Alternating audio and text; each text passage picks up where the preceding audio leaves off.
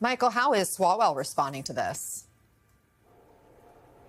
Yeah, Anna, Swalwell has been very defiant in the wake of these allegations. He's, of course, a frequent foe and critic of President Trump. They oftentimes find each other at odds. In a statement that was put out very shortly after news broke of these allegations, he said he was surprised that it took so long for President Trump to go after him. He also said he does not plan to stop criticizing President Trump, adding as well that he will not drop his lawsuit that he filed against the president back in 2021 that accuses Trump and some of his allies of inciting the January 6th attack on the Capitol.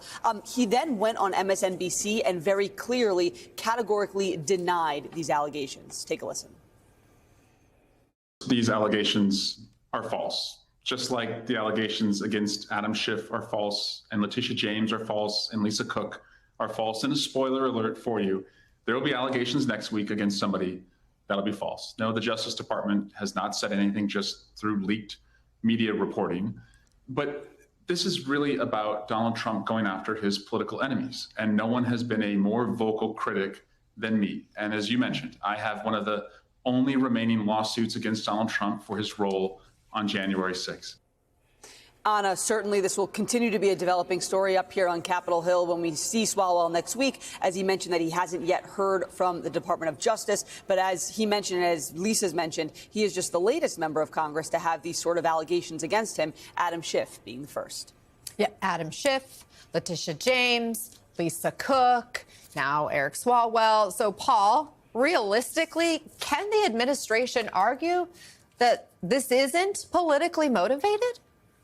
They can't, not when Trump's labor secretary, his environmental protection agency administrator, and his transportation secretary all have mortgages on more than one home that they claim as their primary residence. So, Anna, it's clear that people's mortgage applications are being weaponized. What's the point? Is it to get Trump's political enemies locked up, which it seems that they're trying to do with Letitia James?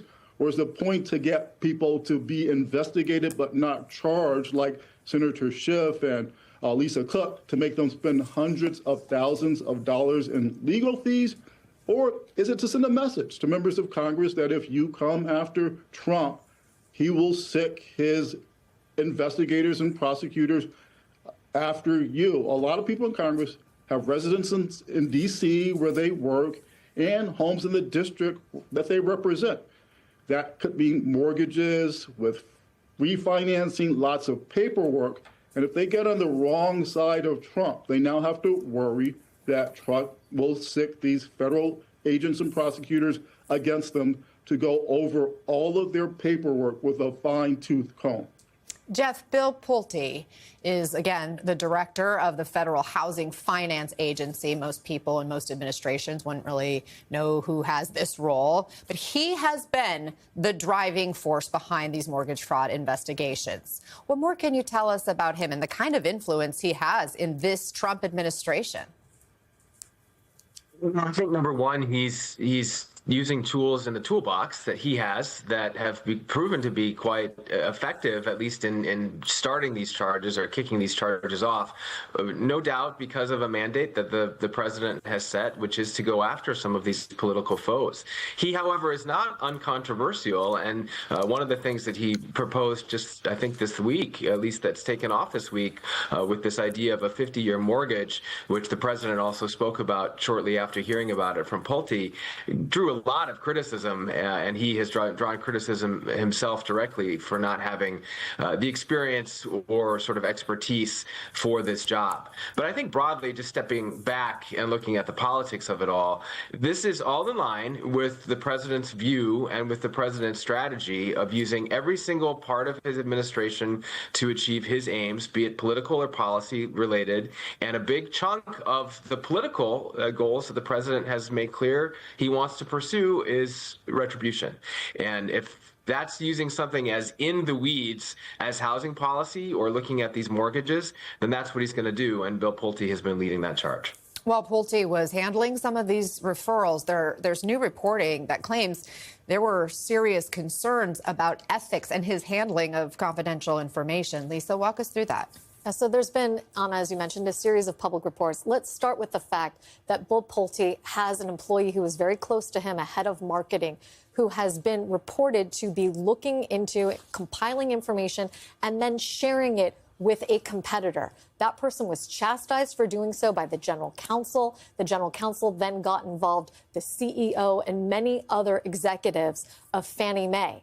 The CEO, the general counsel, and others are now out of jobs for having the audacity to take on this ally of Pulte, who, again, allegedly shared confidential and proprietary information about mortgages with a competitor. At the same time, we also know that a number of folks internally have been fired because they were looking into how Bill Pulte has himself taken confidential mortgage information and used it as the basis for criminal referrals. Procedurally, that information is supposed to only come from the Office of Inspector General at the FHFA. But Bill Pulte has been basically pulling that information himself and somehow sharing it with the Department of Justice. So there were folks at the agency that he oversees in their ethics unit looking into his own use and that of close allies of his into that. All of those people are now gone as well. We are seeing a hollowing out of career expert officials at the FHFA that is reminiscent of some of what we've seen at the Department of Justice. And it's no surprise in some ways because among that reporting is a report that Ed Martin, who himself is the special attorney at DOJ in charge of investigating mortgage fraud, came to the FHFA with Bill Pulte amidst this clearinghouse. Paul, if the data in any of these mortgage-related probes was obtained improperly, would that then be kind of a fatal flaw for any subsequent indictment or trial? It would be up to the judge. Certainly, the defense attorneys would move to dismiss the evidence on the grounds that they were illegally obtained, but those motions often fail. But look, Anna, in federal agencies that have access to personal records like mortgages and taxes, there are lots of rules about when employees can look up those records. The idea is you don't want nosy people looking up Beyonce's taxes or LeBron James' mortgage. So these rules apply to the boss, like Bill Pulte, but because he's the boss, as Anna said, we heard from Lisa, he ordered his employees to turn over these records. Get this, though, the person who would investigate him to see whether he broke any rules is the inspector general of his agency. Well, Trump just fired that inspector general. And that's not the first time. Trump has fired 24 inspectors general since January. The president doesn't have legal authority to fire inspectors general, but he's done it anyway. Jeff, it seems like so often we are reporting on how people who aren't doing what the president wants get axed.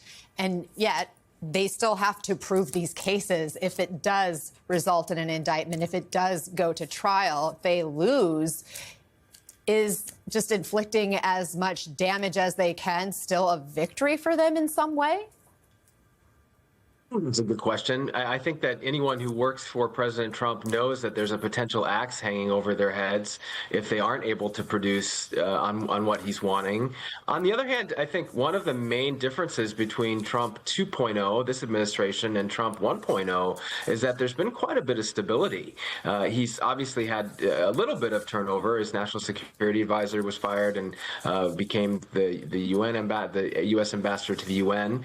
And there have been some other lower level departures, but in general, he has stuck with the people around him this time around, and I think that's. Let me just interrupt for a second, though, Jeff, because yeah. I know people at home are probably yelling at you, saying, "What stability? He's fired thousands of career civil servants who, work in the prosecutors' offices, who work in all these other agencies."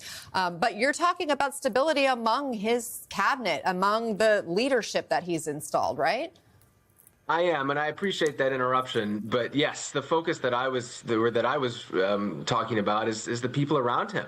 Which, if you think back to the first term, he went through multiple chiefs of staff, he went through multiple secretaries of state, he went through a bunch of turnover with his top advisors. So I'm not saying that stability is the adjective that applies to the Trump administration, but to the first 10 months of his second term, I think it probably does apply to his attitude towards the people who are most closely around him, his inner and outer circle, and that includes people at the White House and in some of these agencies.